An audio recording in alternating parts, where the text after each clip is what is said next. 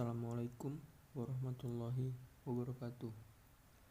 Izin memperkenalkan diri, nama saya Muhammad Abral Qodri dari Prodi Sosiologi Agama, mata kuliah Sosiologi Pendidikan dengan judul Sosiologi Pendidikan dalam Pembentukan Karakter. Tugas Sosiologi Pendidikan dengan dosen pengampu Erin Nur Maulidia, SSOS MPD. Langsung saja masuk ke materinya. A. Pengertian pendidikan. Pendidikan adalah usaha membina dan mengembangkan kepribadian manusia baik di bagian rohani atau di bagian jasmani. Ada juga beberapa orang ahli mengartikan pendidikan itu adalah suatu proses pengubahan sikap dan tingkah laku seseorang atau sekelompok orang dalam mendewasakan melalui pengajaran dan latihan.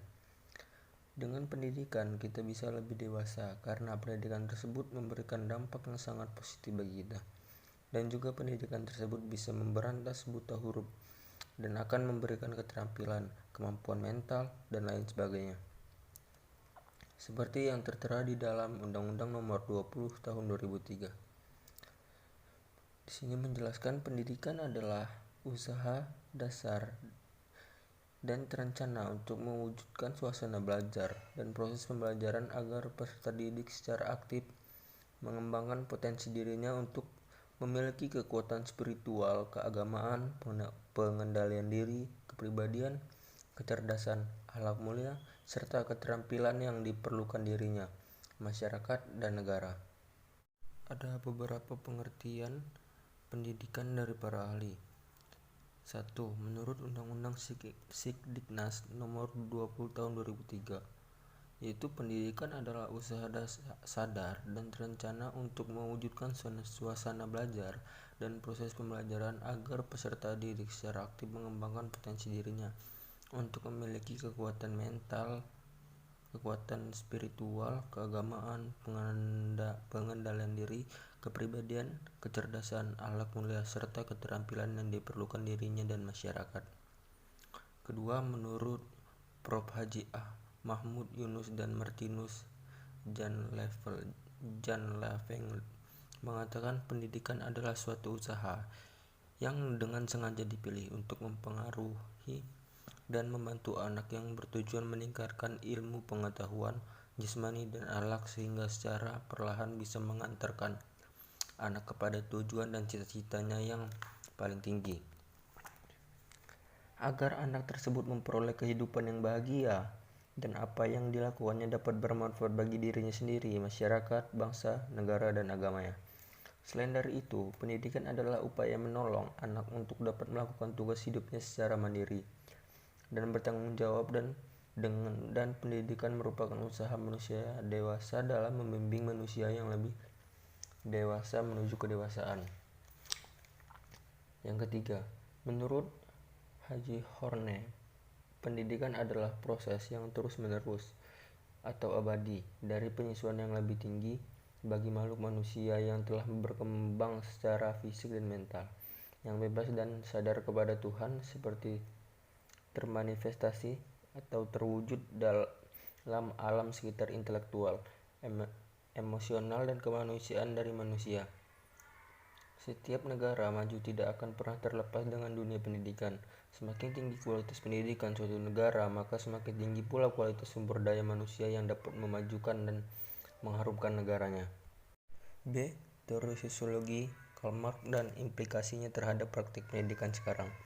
Karl Marx merupakan salah satu penganut aliran Marxisme. Ia adalah keturunan Yahudi yang dilahirkan di Jerman pada tahun 1818 dan meninggal pada tahun 1883. Karl Marx sendiri mengemukakan pendapatnya tentang manusia, bahwa manusia baginya adalah seseorang yang tidak berarti apa-apa. Arti manusia dikaitkan dengan masyarakat. Masyarakat harus berkembang dan perkembangan masyarakat disebut sebagai sejarah. Menurut Karl Marx, yang menjadi dorongan perkembangan masyarakat adalah yang menjadi dorongan jalan sejarah, yaitu kekuatan materi yang ada di dalam masyarakat itu. Konsep ini juga mempelajari bahwa Marx sangat membedakan antara manusia dengan binatang. Perbedaan itu terletak pada cara atau usaha dalam mencapai keperluan hidupnya. Manusia dalam mencapai keperluan hidupnya harus mencari dan menggunakan alat. Ada beberapa asumsi dari Karl Marx. Satu, asumsi dasar pemikiran Karl Marx adalah bahwa kepentingan manusia adalah untuk mempertahankan materi.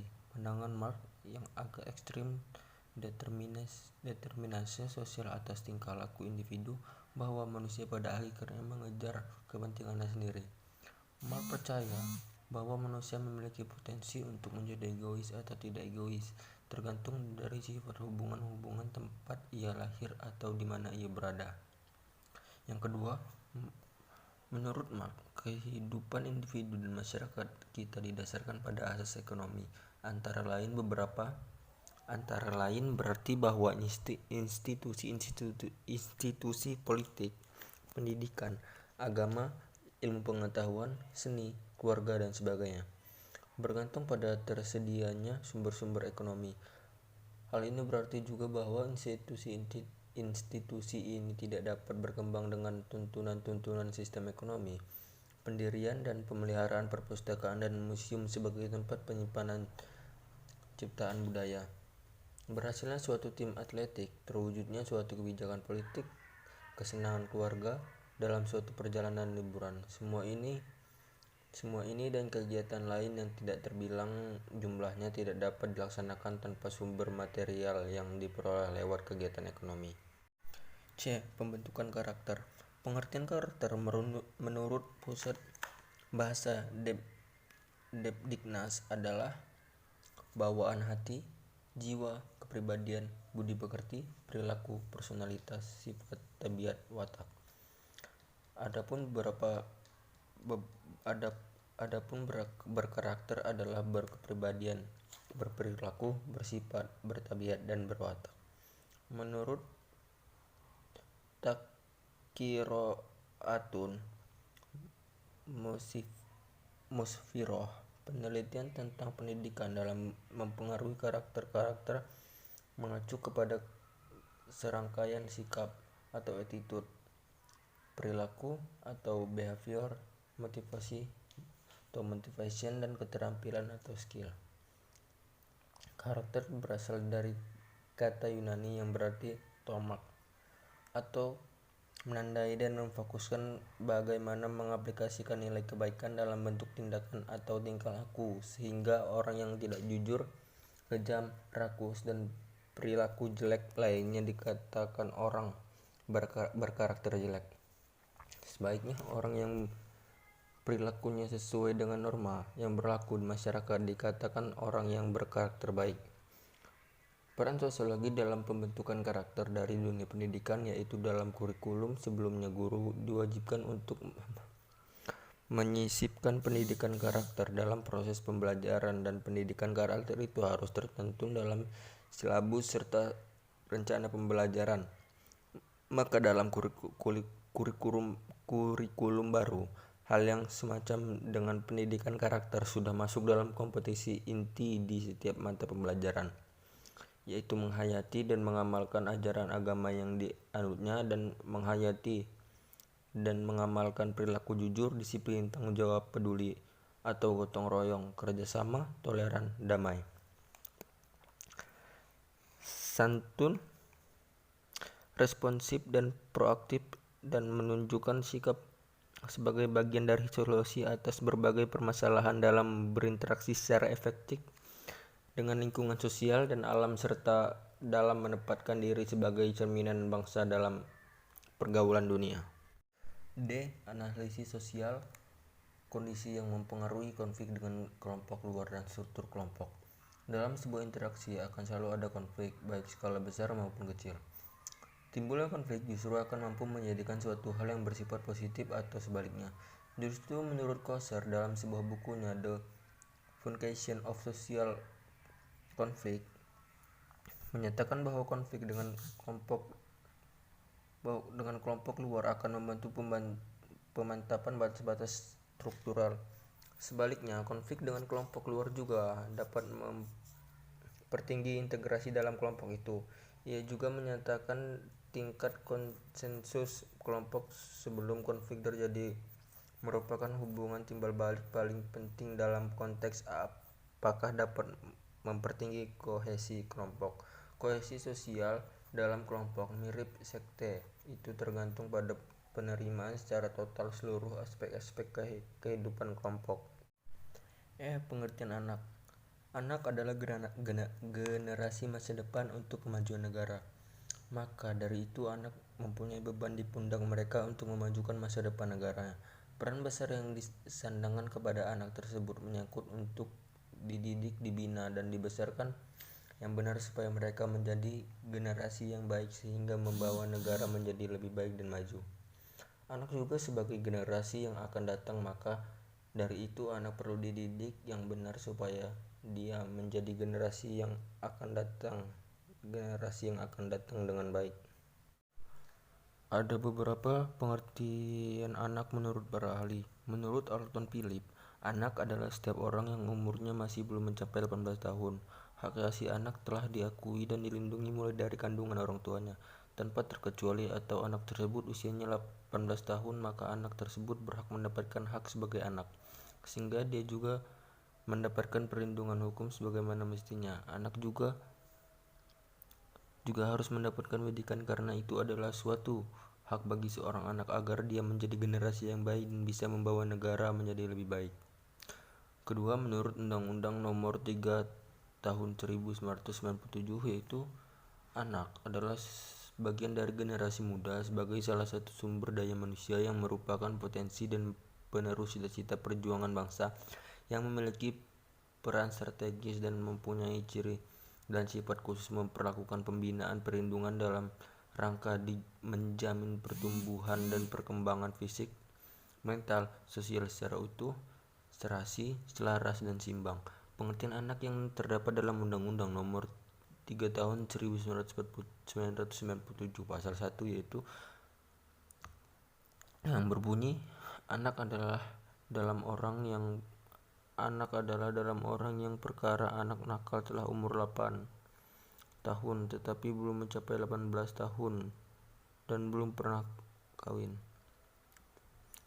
Yang ketiga, pengertian anak dalam Undang-Undang Nomor 23 Tahun 2002 tentang perlindungan anak yang berbunyi, anak adalah seorang yang belum berusia 18 tahun termasuk anak yang masih dalam kandungan. Perlindungan anak adalah segala kegiatan untuk menjamin dan melindungi anak sehingga bisa menikmati hak-haknya agar dapat hidup, tumbuh, dan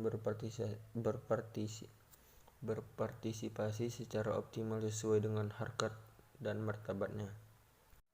1. Peran orang tua terhadap anak. Keluarga adalah sebagai kelompok inti seseorang anak karena keluarga adalah sebagai pendidik pertama dan bersifat alamah. Dalam keluarga, anak dipersiapkan untuk menjalani tingkatan-tingkatan perkembangannya sebagai bekal ketika memasuki dunia orang dewasa. Bahasa, adat istiadat, dan seluruh isi kebudayaan yang seharusnya menjadi tugas keluarga.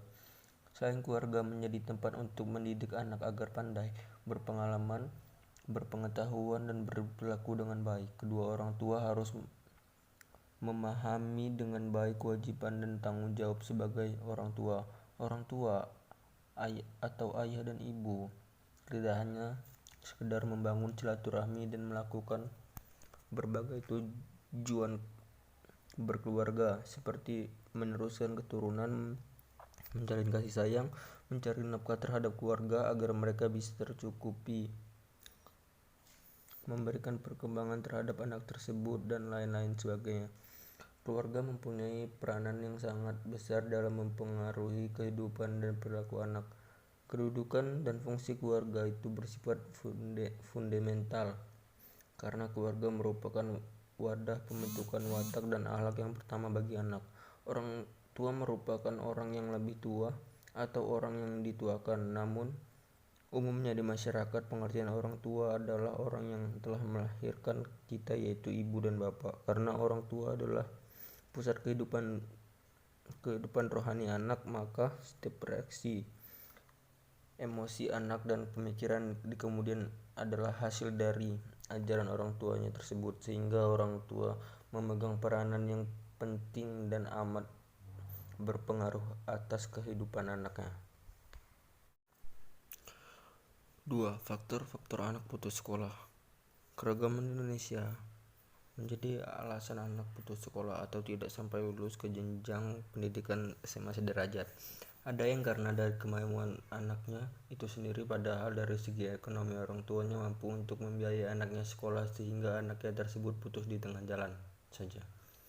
Ada orang tuanya yang tidak mampu dari segi ekonomi untuk menyekolahkan anaknya sehingga sekolahnya terpaksa putus begitu saja. Beberapa faktor yang membuat anak-anak di Indonesia putus sekolah diantaranya kondisi ekonomi orang tua, pengaruh teman yang tidak sekolah, dan juga pengaruh teman yang sering bolos sehingga dikeluarkan dari sekolah. Ini adalah salah satu permasalahan yang harus diselesaikan karena pendidikan merupakan hal yang sangat penting dan juga berpengaruh besar terhadap perkembangan kehidupan di masa depan anak. Ada beberapa faktor internal dan eksternal yang membuat anak putus sekolah. 1. Faktor internal.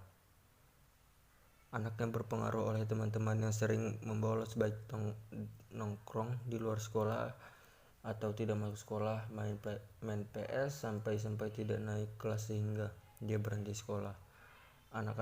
Kedua, anak-anak berpengaruh atau iri kepada teman-teman yang tidak sekolah karena enak pagi-paginya nyantai di rumah, tidak sibuk untuk pergi ke sekolah. Yang ketiga, karena lokasi sekolah jauh untuk anak-anak yang mau melanjutkan ke jenjang pendidikan SMA sederajat dan jalannya kurang mendukung. Keempat, karena banyak perkawinan di masa muda. Kedua, faktor eksternal. 1. Kurangnya perhatian dari orang tua. 2. Orang tua ada di luar negeri atau anak dititipkan kepada kakek dan neneknya atau kepada saudara yang lain. 3. Latar belakang pendidikan orang tua. 4. Fasilitas gedung sekolah kurang mendukung. 5. Kurangnya inspirasi. Mungkin sekian video dan materi yang saya sampaikan. Apabila kurang berkenan, saya minta maaf, dan kepada Allah saya mohon ampun.